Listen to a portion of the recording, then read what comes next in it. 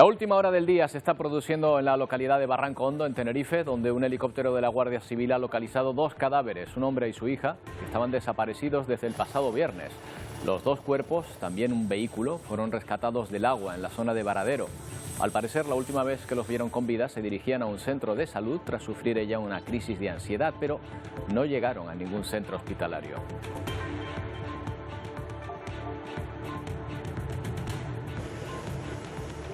Esta es una noticia que se está produciendo ahora mismo. ¿Qué tal? Buenas tardes. También vamos a hablar de la nueva etapa en las relaciones entre Marruecos y España, que pasa su primera prueba de fuego en ver cómo de efectiva es la colaboración marroquí para controlar el fenómeno migratorio hacia España. El ministro de Exteriores y su homólogo marroquí han hecho una nueva declaración de buenas intenciones y anuncian acuerdos en todos los ámbitos.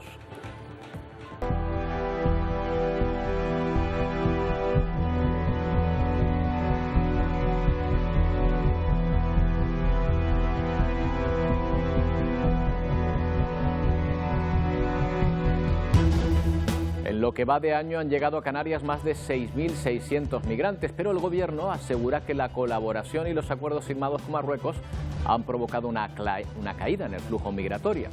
Lo cierto es que en las últimas horas no han parado de llegar migrantes a nuestras fronteras.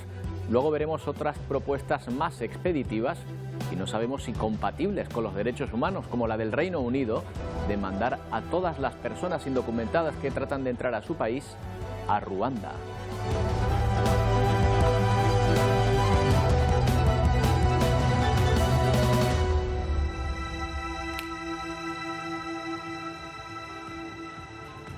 Y en Ecuador la policía sigue con las detenciones de los cientos de presos fugados. Aquí tienen a uno de ellos, tras el último motín en una de sus prisiones que ha provocado la muerte de más de 40 personas. No es la primera vez que ocurre algo así en aquel país, donde el hacinamiento en las cárceles y las malas condiciones de los internos han provocado ya situaciones parecidas. El gobierno se escuda en que las bandas se organizan dentro y fuera de los recintos para provocar masacres, como la ocurrida en la cárcel de Santo Domingo. Y muchas personas con sobrepeso observan con ilusión la posibilidad de adelgazar sin tener que acudir al balón gástrico o a una dieta radical, simplemente con una inyección que ha hecho perder en algunos pacientes en los ensayos clínicos hasta 23 kilos de peso. Adelgazar gracias a un medicamento parece el sueño de todos los que nos gusta comer. Veremos hasta qué punto es posible e inocuo para la salud. Pegasus y el CNI han centrado el pleno del Congreso de esta mañana. Pedro Sánchez justifica el relevo. Ayer sustitución de su directora o destitución, como ustedes prefieran. Paz Esteban por un fallo de la seguridad de las comunicaciones del Gobierno. Las explicaciones del presidente no han convencido al resto de grupos de la Cámara, que creen que lo que Sánchez pretende es contentar a sus socios de Esquerra Republicana. Se exigen más dimisiones, sobre todo por parte precisamente de sus socios, y que se desclasifiquen los informes de espionaje. El Ejecutivo dice que la desclasificación únicamente se hará si lo autoriza un juez. Sánchez terminó atacando al Partido Popular acusándolo de corrupción. Con este gobierno, ni los fondos públicos, ni las fuerzas y cuerpos de seguridad del Estado, ni tampoco los servicios de inteligencia se van a utilizar para tapar hechos delictivos, ni tampoco para perseguir a adversarios políticos fuera de la ley. Bueno, más asuntos, y estos tienen que ver con nuestros bolsillos, porque ha generado discusión que la COE haya publicado sus propuestas o recomendaciones de cara a una posible subida salarial, pidiendo moderación, es decir, que no suban los sueldos. Propone un 3,5%, pero Itziar Pérez no es la única propuesta que hace la patronal.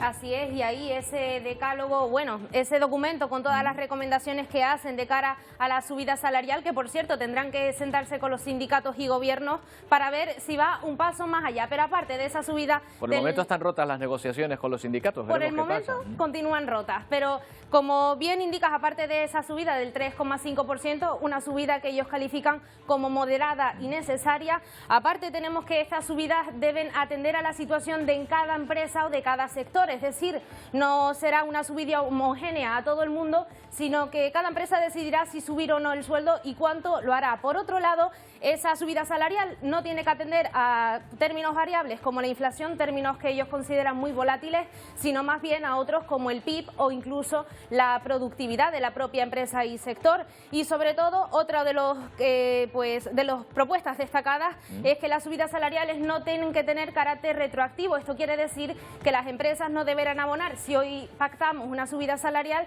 enero, febrero, marzo y abril, sino que será a partir de mayo y, como decimos, pues no tendrá carácter retroactivo.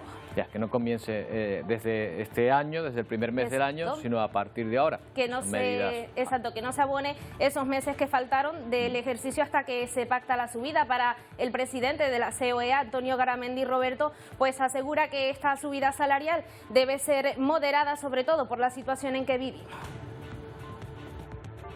Ni todo el mundo está fatal, ni todo el mundo está fenomenal. Por tanto, era muy difícil hacer una cosa homogénea, porque precisamente es heterogéneo lo que es los distintos sectores, las distintas empresas, y es por eso por lo que hemos planteado cuáles serían las pautas, vamos a decirlo, a seguir dentro de lo que sería una negociación.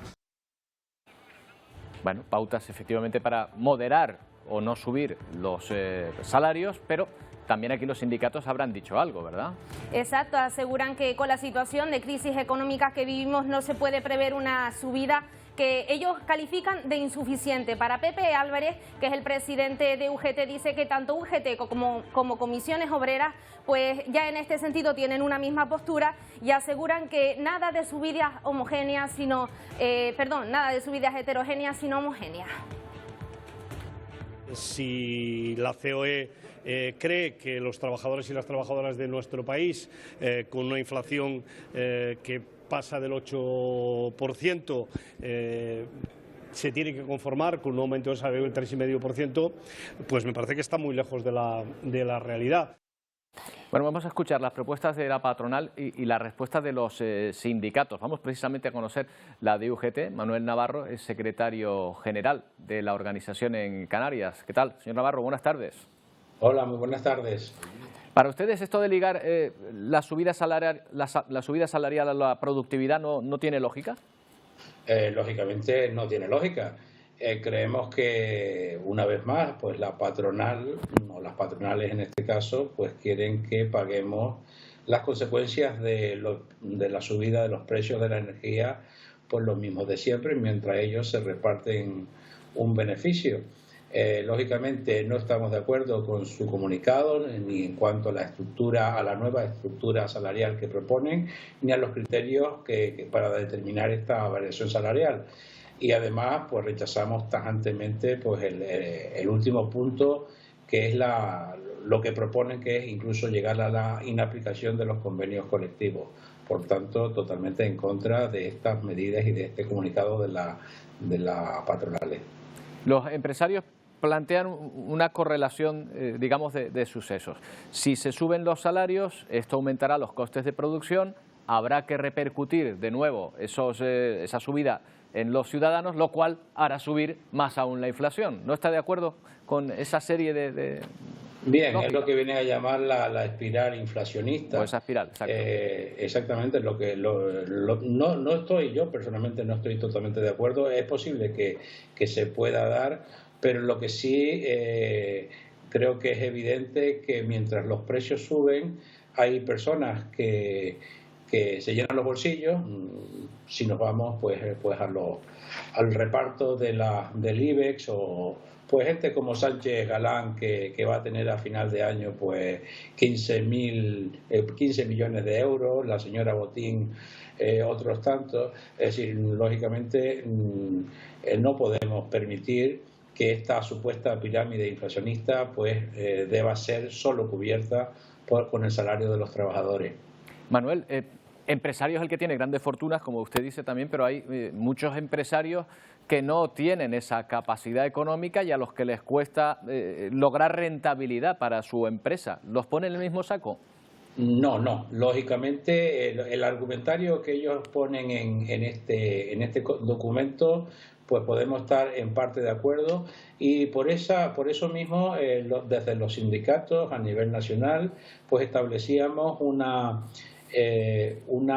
aplicación de unas cláusulas de revisión de las tablas salariales de los convenios, que fuera anual, porque no podemos permitir que durante 3 años pues toda esta pirámide, esta espiral inflacionista vaya a recaer solo en los bolsillos de los trabajadores. Ellos se han negado a eso y por tanto no podemos permitirlo. De hecho, consideramos incluso insultante que pues nos inviten a negociar empresa a empresa, sector a sector, creando muchísimas diferencias con respecto al poder adquisitivo de los trabajadores y trabajadoras.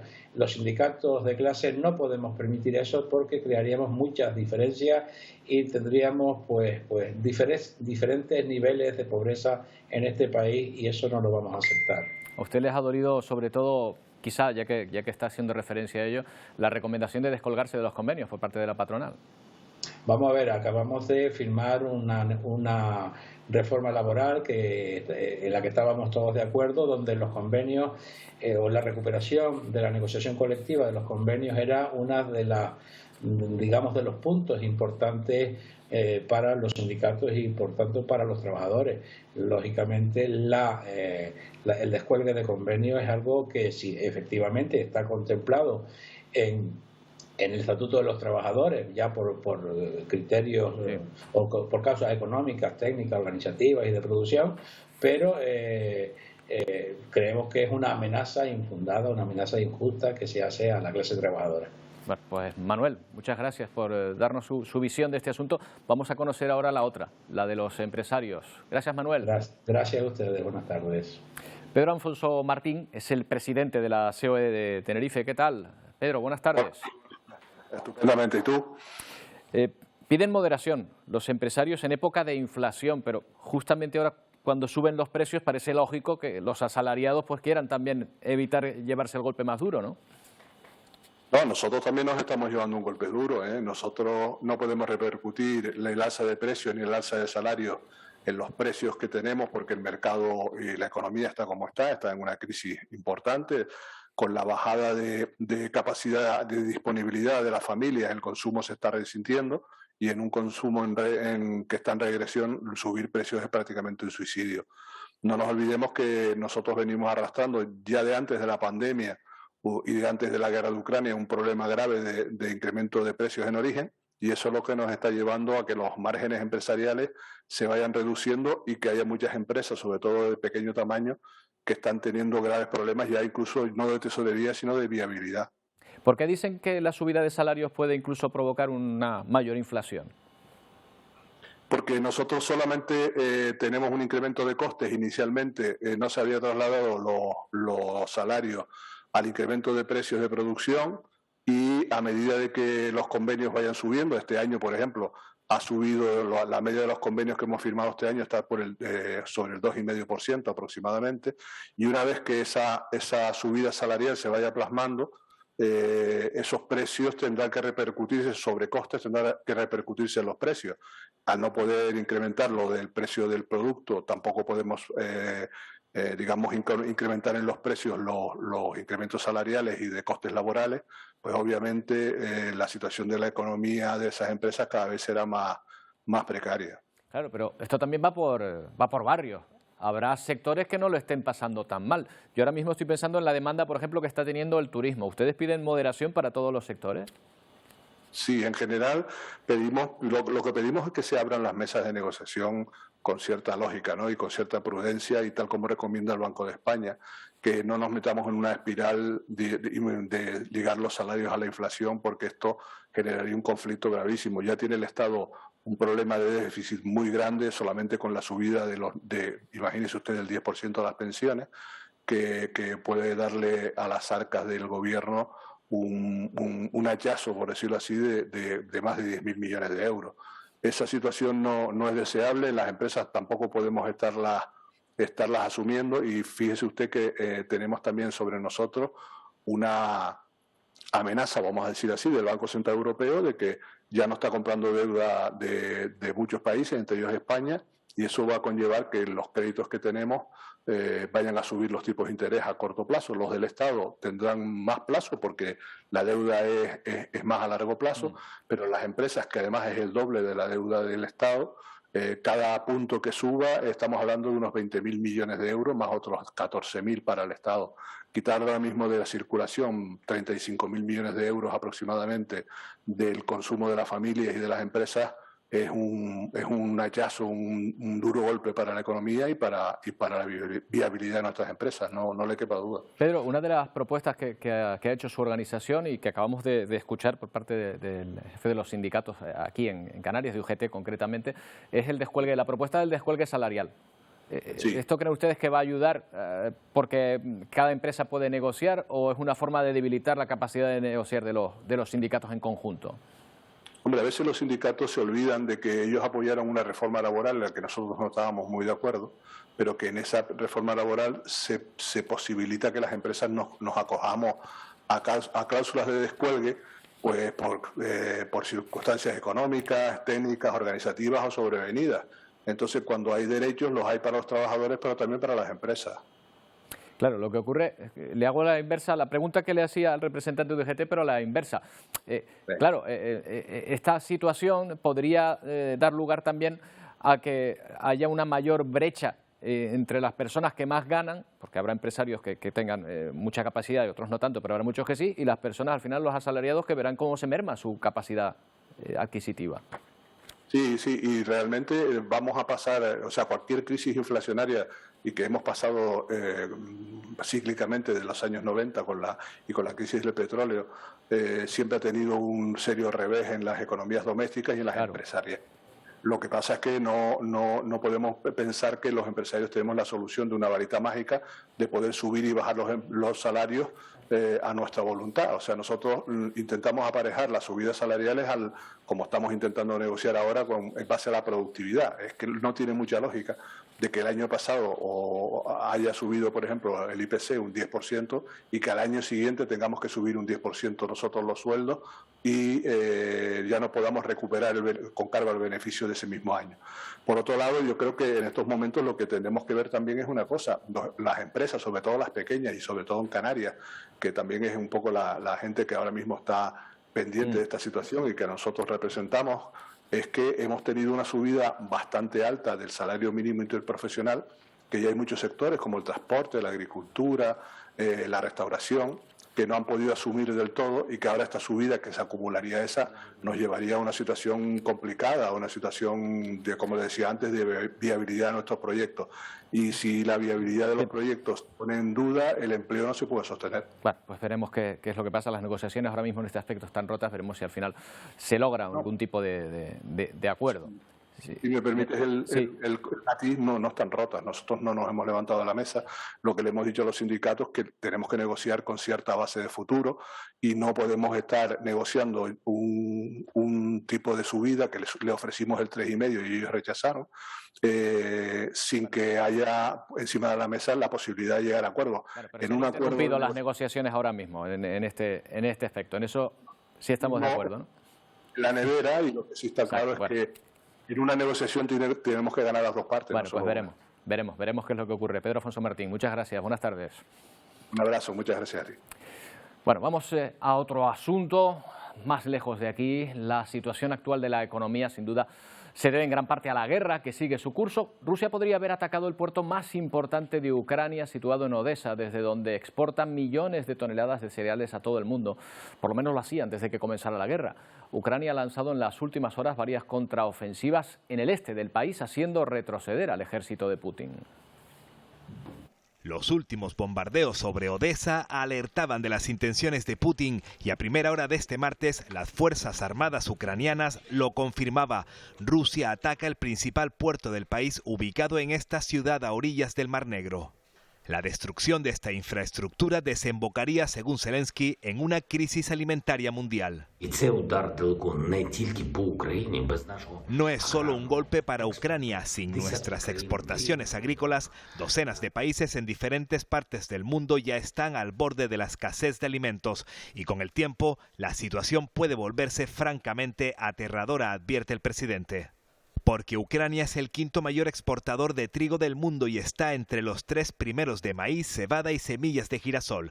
Exporta cada año unos 90 millones de toneladas de cereales que alimentan a 400 millones de personas, especialmente de África, Asia y Oriente Medio. Mientras, en el este del país, Ucrania recupera algunas posiciones en Kharkov tras lanzar una fuerte contraofensiva. En este vídeo se ve cómo logra destruir otro tanque T-90 ruso, el más avanzado que tiene el ejército invasor. Una contraofensiva que ha permitido que la bandera ucraniana vuelva a ondear, por ejemplo, en la localidad de Rubizne. Era imposible vivir así, sin comida y sin electricidad, comenta Lina. En sus calles permanecen inservibles numerosos vehículos militares de la fuerza invasora. Las armas antitanques están ayudando mucho. Ojalá el Estado nos las suministre con más frecuencia. Además tenemos otra ventaja. Mis soldados no necesitan mapas. Los tienen en sus cabezas. Conocemos el terreno, asegura este comandante. Los bombardeos rusos en el Donbass ni cesan ni distinguen entre objetivos civiles o militares. Esta ermita de San Jorge en Sviatoirsk queda reducida a escombros tras el impacto de varios proyectiles. Ataques que se han cobrado ya la vida de al menos 3.300 civiles en estas 11 semanas de guerra, aunque la ONU alerta. La cifra de muertos en Ucrania es miles de veces mayor de lo informado hasta el momento.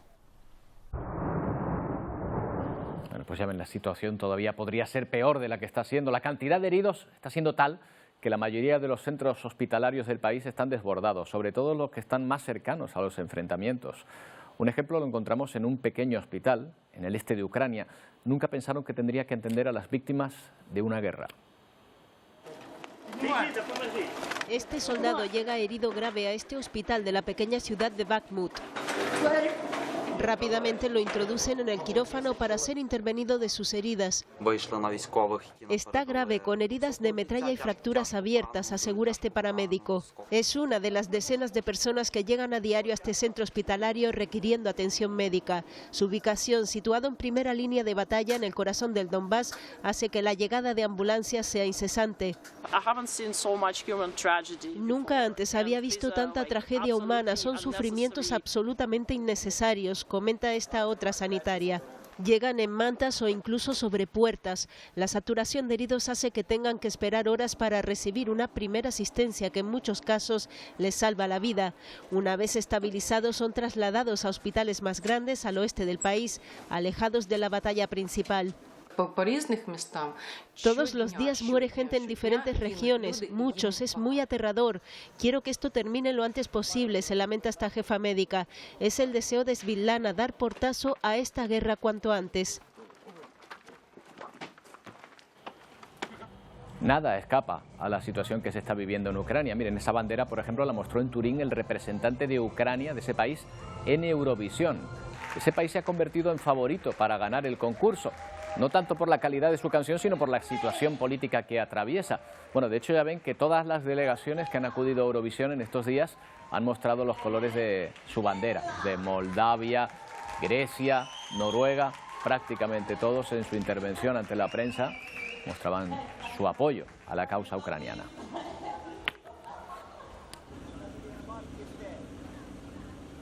Ucrania encuentra apoyos fuera de su país. Rusia no puede decir lo mismo, intenta trazar lazos con otras regiones, otros países. Este martes se produjo una visita del ministro ruso de Asuntos Exteriores, Sergei Lavrov, a Argelia, importante país también para el suministro de energía a Europa. Lavrov trasladaba la satisfacción de Moscú por el apoyo de los argelinos. Ambos países son grandes exportadores de materias primas. También criticó al jefe de la diplomacia europea, Josep Borrell, por su propuesta de confiscar las reservas de Rusia, congeladas, que podrían servir para reconstruir Ucrania. Tras visitar Argelia, Lavrov ha continuado su gira en otro país productor de petróleo, Omán. Y hoy el Gobierno ha convocado un pleno extraordinario para dar luz verde a la excepción ibérica sobre el gas. Será el viernes. De salir adelante supondrá, defiende el Ejecutivo, una reducción del 30% inmediato en la factura de la luz. José Bogás, máximo responsable de Endesa, pide al Ejecutivo que administre bien el tope del precio del gas. Al bajar el precio de la electricidad, siendo el problema el precio del gas, pero bueno, bajamos el precio de la electricidad, como consecuencia podemos bajar el precio o el coste tanto a los hogares como a las empresas. Es una solución ingeniosa, es una solución que puede paliar y mitigar el daño que se está haciendo, pero que tiene muchas consecuencias negativas también. Y la actualidad nos lleva a las islas, a la isla de Tenerife concretamente, con un asunto que se está conociendo ahora. La noticia se está produciendo ahora en El Rosario. Hace unas horas se han encontrado los cuerpos de 2 personas. Marta Queirós está en este punto. Se da la circunstancia, Marta, de que el domingo se denunciaba la desaparición de un hombre y su hija. ¿Se ha confirmado que los cadáveres son de ellos? A falta de confirmación oficial por parte de prensa de la Guardia Civil, todo apunta a que se trata de María de los Ángeles y Elío Hernández, el padre y la hija que desaparecieron el pasado domingo en Tenerife. Desde que se hallaron los cuerpos a primera hora siempre se sospechó de que podría tratarse de estas 2 personas, porque esta zona está a escasos kilómetros de donde fueron vistos por última vez y porque cerca de los cuerpos, en el fondo del mar, había también un coche del mismo color del que se estaba buscando. Esta zona donde han sido hallados el Varadero en Barranco Hondo es una zona de difícil acceso, por eso para el rescate de los cuerpos ha sido necesario la intervención de varias patrulleras de la Guardia Civil, de un helicóptero y del equipo de montaña del Instituto Armado. Las causas aún no han trascendido. La primera hipótesis que se baraja es que el vehículo se precipitó por el barranco, pero las investigaciones continúan abiertas. De hecho, los cuerpos ya han sido trasladados al Instituto de Medicina Legal a ver si la autopsia ayuda a determinar qué fue lo que ocurrió. Bueno, pues es la noticia de última hora. Tendrán más información respecto a este asunto en Telenoticias 1. Nosotros hacemos una pausa y volvemos enseguida con más temas que les interesan.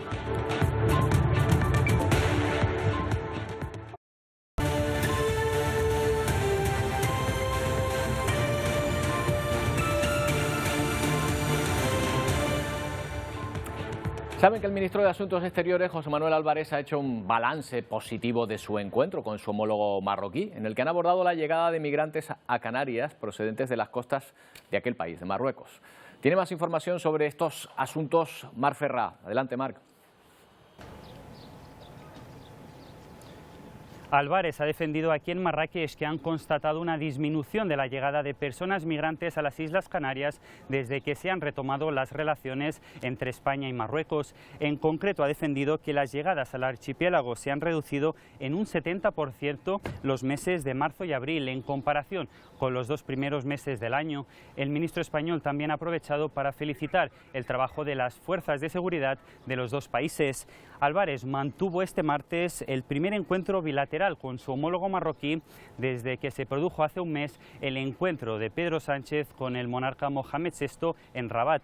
El ministro español se encuentra aquí en Marrakech para participar en la coalición internacional contra el Daesh, una cumbre que reúne representantes de 80 países del mundo. Gracias, Marc. Bueno, hemos visto en esa visita el buen tono, en principio, entre el ministro de Exteriores, José Manuel Álvarez, y su homólogo. Álvarez ha valorado la colaboración con Marruecos para reducir el flujo de migrantes, pero lo cierto, Miguel, es que en las últimas horas no han parado de llegar migrantes a nuestras fronteras.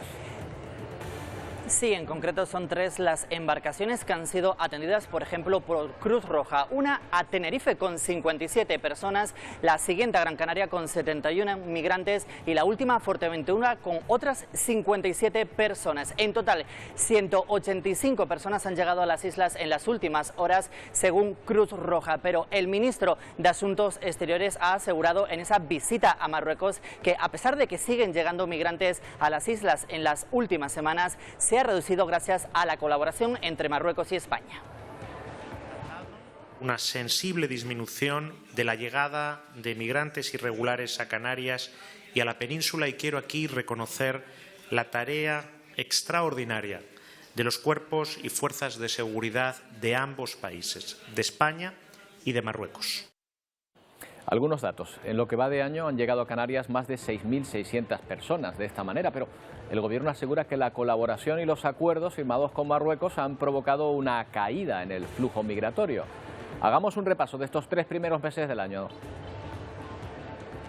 Sí, según el informe del Ministerio del Interior, en enero llegaron a las islas más de 3.190 migrantes. En el mes de febrero se redujo y llegaron a Canarias 2.300 personas. Pero es curiosa la cifra del mes de marzo y según el Ministerio del Interior llegaron a Canarias 375 personas. Pero la Policía Nacional y también la Guardia Civil asegura que una vez recogen y reciben a estas personas en los puertos del archipiélago vienen con duras historias detrás. La pérdida de vidas humanas es tremenda, es tremenda. Las cifras que da la Organización de Migraciones es impresionante. El cayuco suele llevar, como sabes, hasta los pies, lleno de orines. Ha habido personas que se han cangrenado. Es un tema duro, por eso cuando muchas veces hablamos de la inmigración hay que ponerse ahí. Escuchábamos el testimonio de los mandos policiales que hablaban de personas que llevaban días sin prácticamente moverse de su asiento, del lugar donde se ponen en la barca que los trae a las islas. Bueno, vamos a hablar de esta visita, de la capacidad que tiene Marruecos para ayudar a frenar este fenómeno migratorio. Fernando Cocho es analista de inteligencia. ¿Qué tal, Fernando? Buenas tardes. Hola, buenas tardes. ¿Qué tal? Un placer estar aquí para la Televisión Canaria. El placer es nuestro. Gracias por atendernos. Fernando, si Marruecos colabora, ¿es posible realmente frenar el flujo de migración hasta España, hasta Canarias en concreto? Es posible en una gran parte, pero es muy complicado, puesto que lo que está ocurriendo, lo que está ocurriendo a Canarias con el flujo migratorio y con el tráfico de ilícitos en general que está saliendo desde el Sáhara Español, Dakhla, etcétera, pues Antigua y Cisneros, pues no solo es inmigrantes, es tráfico de ilícitos, tráfico de armas, drogas y también de la salida natural al mar de lo que ha sido todo el tráfico de ilícitos desde Afganistán, desde Asia hasta el Sahel. Y este Sahel está sufriendo la presión fruto del correcta aplicación del proyecto IRINA de control de tráfico de ilícitos del Mediterráneo, que ha provocado una presión hacia abajo, hacia el sur del Magreb, y que Marruecos tendría la obligación de controlar ese flujo migratorio de ilícitos. El problema es que cuando tú cedes la seguridad y la capacidad de control a un tercer país, ese tercer país puede chantajearte con ese control. Yo, a mi modo de ver, Marruecos no hace lo que debe porque puede hacer bastante más y evidentemente tampoco le interesa hacer mucho más porque él se siente también muy respaldado a la hora de tener este comportamiento por parte de Estados Unidos en este caso y con las alianzas que está obteniendo no le beneficia en absoluto eliminar el tráfico de ilícitos. Es más, consigue una renta indirecta a una parte de la policía marroquí netamente corrupta, como se sabe, por parte de este tráfico de ilícitos. Por tanto, es un acto de hipocresía, una vez más, de lo que está sufriendo Canarias desde el punto de vista de Marruecos. O sea, en su opinión, ¿es la inmigración una espita que nuestros vecinos pueden abrir y cerrar a conveniencia? Lo están haciendo, lo llevan haciendo toda la vida. Eso junto con otro tipo de... Antiguamente era cuando yo era pequeño, mi familia también es de Canarias, yo tengo mitad de sangre canaria, hablábamos del banco pesquero sahariano, ¿no? Hablábamos de los fosfatos. Ahora lo que han hecho ha sido aceptar con esta estupidez por parte del gobierno español de cesión del Sáhara lo que está... Real, por lo que nos abstendremos. Muchas gracias. Muchas gracias. Bueno, pues de repente nos ha saltado la imagen del Senado, cuando estábamos hablando con Fernando Cocho, no sabemos qué es lo que ha pasado. Fernando, ahora te escuchamos, perdona. Estaba deduciendo que no te ha gustado mucho la decisión del gobierno español de haber los últimos movimientos diplomáticos respecto a Marruecos, ¿no? En absoluto, porque lo que ha hecho ha sido, al darle ese apoyo a la postura marroquí, lo que ha hecho ha sido darle acceso a la plataforma continental de Canarias, que comparte con Canarias, plataforma intercontinental, y lo que hace es darle acceso, aparte de otras cosas, al monte Tropic, a las reservas de petróleo que hay en el agua de las aguas de Canarias, porque en la legislación marroquí, de manera unilateral, sin apoyo de nadie, en el artículo 36 y 35 que ha sacado la reforma constituyente hace un par de meses, declaran que hasta los 370 kilómetros de la costa de Sáhara ellos consideran que es una zona de interés económico exclusivo y eso implica a toda Canarias. Por tanto, dado que somos bastante flojos en este sentido. Con la ley de Teresa Rivera encima de la mesa, Canarias no podrá explotar ni las tierras raras ni el petróleo que hay en el subsuelo de la plataforma continental canaria, y Marruecos ya lo está haciendo. Marruecos está ya haciendo prospecciones petrolíferas, prospecciones de análisis de tierras raras, y nosotros nos quedamos a la espera una vez más. No estoy en absoluto conforme ni de acuerdo con ninguna de las acciones que el gobierno español ha tomado en este caso. Hablamos de la espita que tiene Marruecos, pero bueno, en esto de la diplomacia pues, ¿no? Hay presiones por ambos lados. Sí. Me imagino que España también tendrá las suyas propias para poder negociar, digamos, contraofertar, ¿no? Sus propias espitas, por así decirlo. Lamentablemente no, porque los fondos de compensación y de seguridad no dependen de nosotros, sino dependen de la Unión Europea, que nos obliga a darle, en este caso, a proporcionarle dotación de vehículos, de equipamiento, etcétera, por obligación de la Unión Europea. No es porque nosotros lo queramos hacer. Y evidentemente no, nosotros no tenemos ninguna espita, y máxime cuando ahora Marruecos tiene como alianza con Estados Unidos, con Francia, con Alemania, ha hecho alianzas incluso hasta con Israel, y de ahí viene también algunas otras cuestiones de seguridad nacional que frecuentemente han salido ahora en los medios de comunicación. Y no tenemos, España como tal no tiene una capacidad de generación de espita para controlar a Marruecos. Es más, está cogiéndonos la delantera en temas tan peligrosos como la zona logística, con el Tánger Med, lo que es el aprovisionamiento de materias primas y de manufacturados de vehículos, por ejemplo, hasta 14.000 millones de euros anuales para Europa, y por tanto ellos hacen sus deberes, nosotros creo que no. Pero volviendo al tema de la inmigración, también sería injusto señalar solo a nuestros vecinos marroquíes, porque claro, la frontera es muy grande. Probablemente lo que ocurre es que si Marruecos se aplica en el control de sus fronteras, pues las rutas migratorias vayan hacia el sur, ¿no? También llegan muchos desde Senegal, ¿no? Sí, es cierto.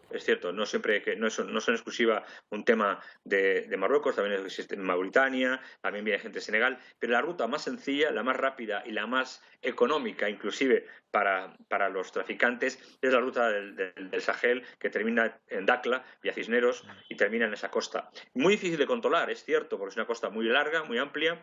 Marruecos no tiene la capacidad que tienen otros países de poder tener monitorizado esa frontera, pero eso no le quita excusa a la hora de, por ejemplo, sí controlar los puntos desde los que se sabe que salen de manera masiva. Otra cosa sería la costa que no pueden controlar, más cercana ya a Mauritania, la frontera, pero aún así se podría intentar, al menos en la distancia que hay entre el Tánger y Dakhla, un control más exhaustivo. Pues Fernando, muchas gracias por habernos atendido, por habernos dado tu visión sobre este asunto. Buenas tardes. Un placer siempre serviros. Gracias. Bueno, pero los movimientos migratorios se dan en todo el mundo. Solo este año más de 7.000 migrantes han entrado, por ejemplo, en Reino Unido a través del Canal de la Mancha, que es ahora mismo una de las rutas más peligrosas. Pero aún así, una vez llegan, son expulsados. Y atentos a la propuesta del Reino Unido, porque promete llevárselos a Dinamarca, a Ruanda, a todas estas personas. He nombrado a Dinamarca porque también los daneses están pensando adoptar esta medida. Estos días, más de 200 migrantes han sido rescatados mientras intentaban llegar a Reino Unido atravesando el Canal de la Mancha. En lo que llevamos de año, unas 7.000 personas llegaron en situación irregular al país. La mayor ruta es esta, desde el punto más cercano respecto a Europa, que es Calais, en Francia.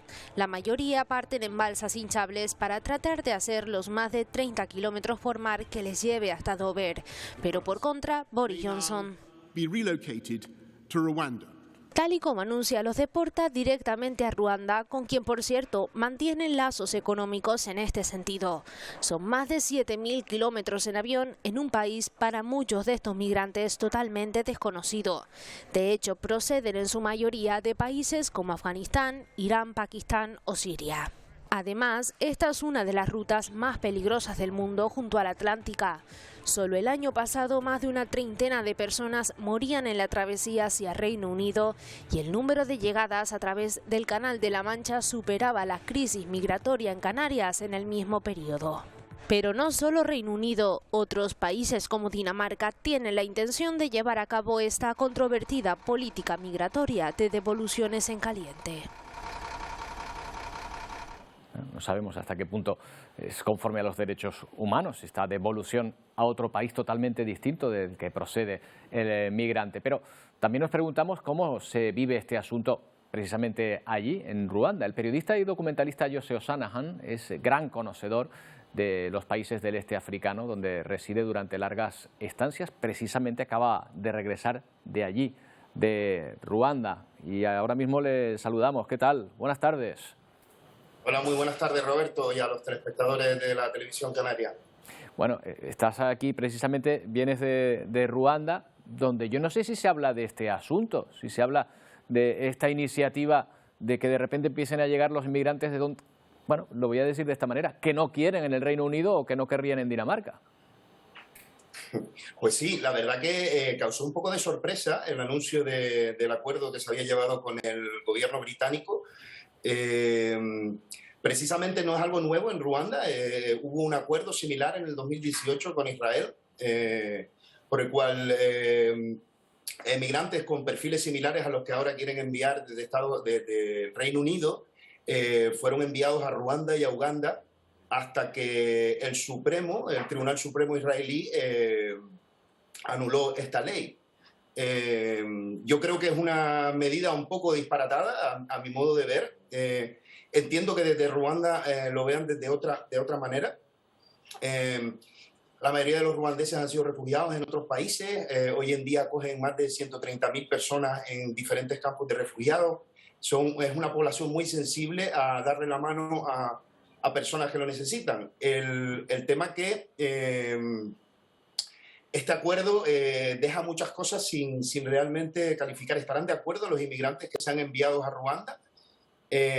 ¿Cómo va a ser el proceso de adopción y de trámite del Estatuto de Refugiado en Ruanda? Y si ellos están aplicando para Inglaterra, ¿cómo van a reaccionar cuando el asilo se lo den finalmente en un país como Ruanda, a miles de kilómetros de su objetivo, y donde las condiciones de vida y la cultura son completamente diferentes a las que ellos podrían estar acostumbrados o esperados, ¿no? Claro, yo me imagino que si ellos quisieran ir a Ruanda, a donde se irían es hacia allí y no justo en sentido contrario, ¿no? Es lo lógico. Y podrían hacerlo, de hecho. Claro, claro. Vamos a ver, aquí hay dos temas. Primero, ¿Ruanda qué saca de este asunto? Me imagino que el gobierno ruandés algún tipo de acuerdo económico habrá llegado, algún tipo de compensación, ¿no?, con el Reino Unido. Sí, esto forma parte de un acuerdo económico en el que se incluye este paquete de refugiados, emigrantes a recibir por valor de unos 120, 140 millones de euros. Y bueno, me imagino que irá en función del número de emigrantes que sean enviados a Ruanda. Claro. Pero por lo que sé ahora mismo, esta ley está en veremos y depende más de lo que suceda en los tribunales del Reino Unido que de lo que pueda ocurrir en Ruanda, que está plenamente de acuerdo en aceptar a estos refugiados y a darles esa oportunidad.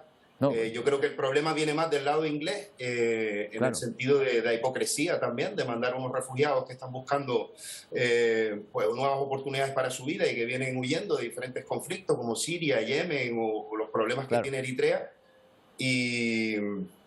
Y cómo se relaciona esto con la acogida que están teniendo los ucranianos, por ejemplo, y con qué moral o ética, pues de alguna manera decides tú por las vidas de personas que se lo han jugado todo para llegar a tu frontera. Tiene toda la pinta de no ser muy conforme esta iniciativa con los derechos humanos, ¿no? Una cosa es la devolución a su país o de donde proceden y otra cosa a un lugar totalmente distinto. Desde luego también, por lo que me cuentas, Jose, pues es loable esa capacidad de acogida que muestra la sociedad ruandesa. Pero una última cuestión, y me quedan 30 segundos. ¿Se ha hablado de cómo se les acogería? Es decir, ¿llega alguien a Ruanda y se les lleva a un centro de acogida o no? ¿Se les suelta en el aeropuerto y hasta luego? Pues el otro día en las noticias había visto que tenían ya incluso un par de hostales pensados y estaban mostrándolos a la prensa donde se alojarían estos refugiados. Son hostales con una capacidad a lo mejor de entre 20 y 100 camas. En algunas compartirían habitación, recibirían una asignación mensual. A Ruanda le viene bien en el sentido de que pueden ser son mano de obra cualificada que ellos están demandando, pero teniendo en cuenta que es un país superpoblado, es uno de los más poblados de África, donde las condiciones de empleo y la economía todavía no garantizan que esas personas puedan tener realmente un desarrollo económico y vital que es lo que buscan. Claro, Ruanda no es el Reino Unido, desde luego, para las personas que vayan. Yo sé, volveremos a hablar. Quién sabe si a lo mejor en algún momento en que te encuentres en esos países de África que tanto frecuentas, a ver si podemos hacerlo. Gracias. Será un placer, Roberto. Muchas gracias. El placer es nuestro. Bueno, vamos a mirar ahora a Ecuador, donde el último ataque con violencia se ha producido, lo saben, en una cárcel. Otra cárcel más, son más de 40 ya las personas fallecidas y se está buscando a unos 20 presos de los más de 200 fugados. Mientras las familias esperan por fuera de los tanatorios a que se les diga si sus familiares reclusos están vivos o no. Ellos son los presuntos culpables de un motín en una prisión en Ecuador que acabó con decenas y decenas de reclusos. Ahora son trasladados a cárceles de máxima seguridad. Lo que queremos es ejemplarizar que quien tenga un mal comportamiento o un comportamiento violento debe tener una condición penitenciaria más restrictiva. Salvo la veintena de presos aún fugados para los que se ofrece una recompensa. Que va de $500 a $3.000 para aquellos ciudadanos que entreguen información valiosa. Mientras, fuera del tanatorio municipal, algunos esperan para saber si los cuerpos de sus familiares están entre los 43 reclusos fallecidos. Quiero saber si él está aquí o no está aquí, muerto. Quiero una información que me den. Pero la respuesta que reciben por parte de las autoridades... Todo eso es una información que poco a poco se va a ir entregando a la ciudadanía, ya que es información delicada y no podemos adelantar ninguna información falsa como tal, ¿no? Un silencio absoluto sobre el último incidente de violencia en uno de los sistemas penitenciarios más peligrosos del mundo y con mayor superpoblación. Las prisiones del país albergan a más de 35.000 personas. Esto es un 15% por encima de su capacidad. Bueno, y atentas a esta noticia, a este avance científico, porque promete adelgazar solo con una inyección. Podría cambiar la vida de las personas con sobrepeso. La vacuna que se está probando ahora mismo, está en fase experimental, reduce el apetito, cambia el gusto por los alimentos más saludables. Es decir, que incluso las personas que se la ponen empiezan a preferir las frutas antes que las papas fritas. Por lo menos esos dicen los que están llevando a cabo estos ensayos, cuyos resultados, advierten, son espectaculares. Los pacientes han perdido una media de 23 kilos. El fármaco también reduce los efectos cardiovasculares, controla la diabetes y la presión arterial. Ya está autorizado en Estados Unidos y también en Europa en una de sus formas.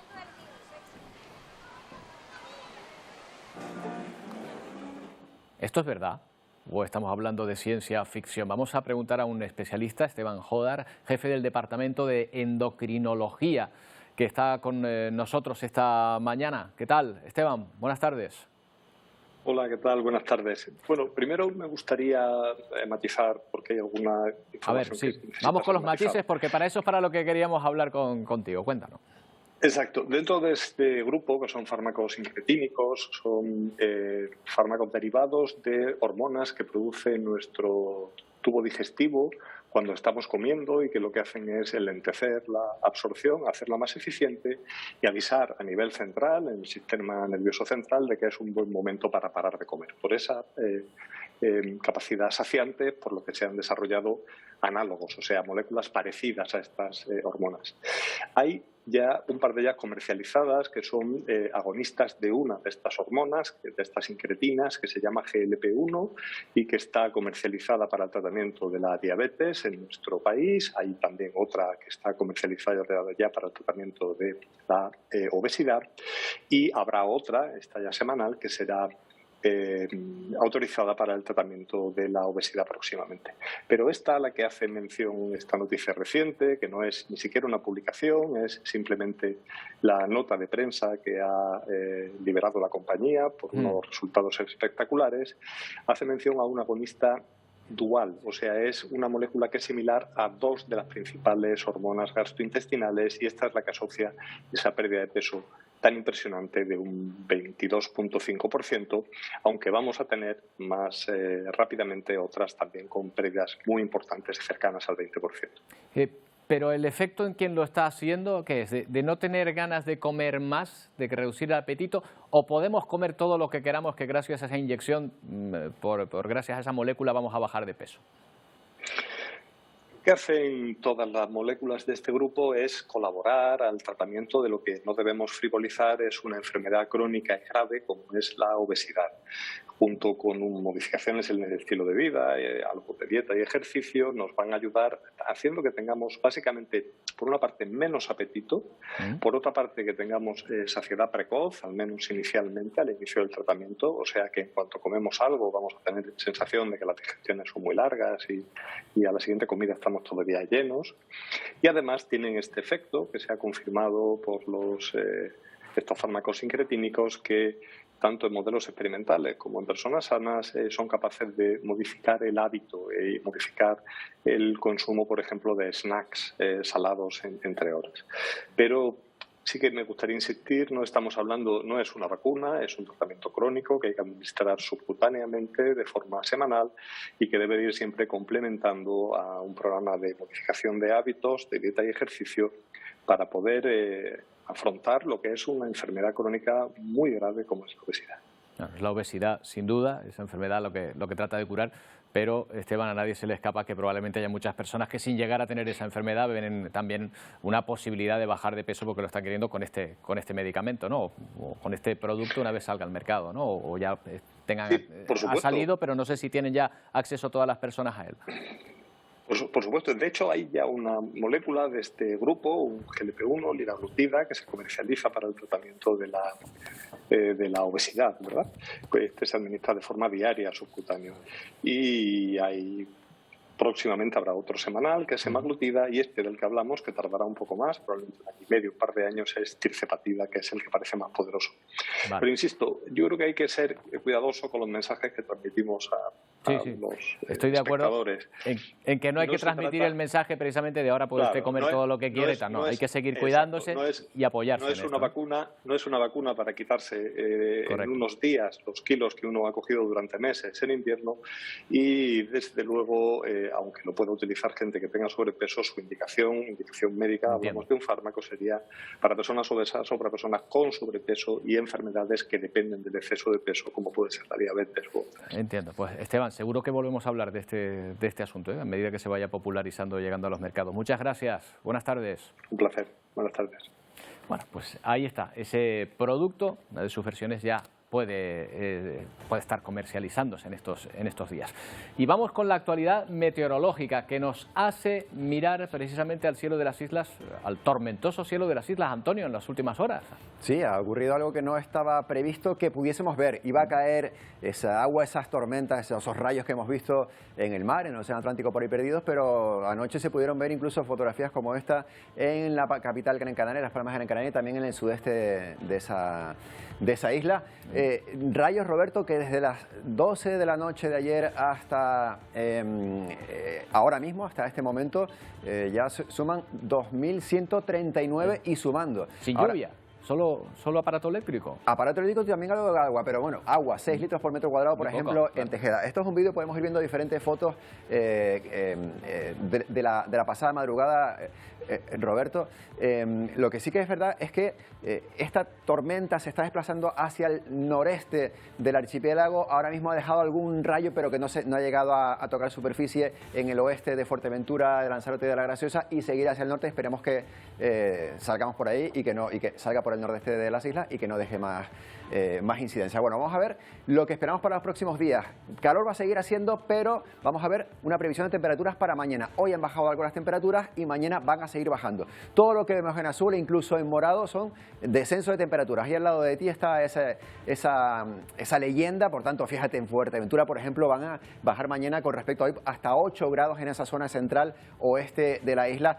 Donde menos bajan las temperaturas mañana, pero que ya han bajado algo, es en La Palma, El Hierro, La Gomera y Tenerife, pero bueno, en toda esa parte del archipiélago van a seguir bajando las temperaturas, aunque seguiremos con temperaturas veraniegas. Y lo que vamos a ver también es la previsión completa. Lo más destacable de la previsión para las próximas horas, aparte de este descenso de las temperaturas, es ese viento que va a soplar del norte flojo. En las costas del norte de las islas, Roberto, vamos a tener cierto oleaje. Mañana no es un buen día para disfrutar de la playa en el norte de las islas en general, olas de 2 metros o 2 metros y medio, pero quien tenga tiempo de ir a la playa, afortunado, pues que vayan a playas del sur y ahí se lo pasarán bien. También tendremos nubosidad, pero bueno, se van a alternar ratos de nubes y ratos de sol, y esas temperaturas, como estamos viendo, Roberto, que se van suavizando y seguimos en valores primaverales. Unas temperaturas de máximas que podrían incluso alcanzar los 28 grados, pero bueno, valores primaverales, es lo que hay. Bueno, pues hoy lo dejamos aquí, Venga. Antonio. Y nos vamos a despedir echando un vistazo a ese nuevo arte audiovisual que llaman Mapping, que en esta ocasión adornó la Plaza de España de Barcelona. Ahí ven las imágenes que se proyectan sobre ese edificio que parece cambiar de forma y de color, hasta de material del que está hecho. Es una atracción sin duda para toda la gente que se concentró en este lugar. Les dejamos con Telenoticias 1. Nosotros volvemos mañana a partir de la 1:30 en una nueva edición de Atlántico Noticias. Hasta mañana.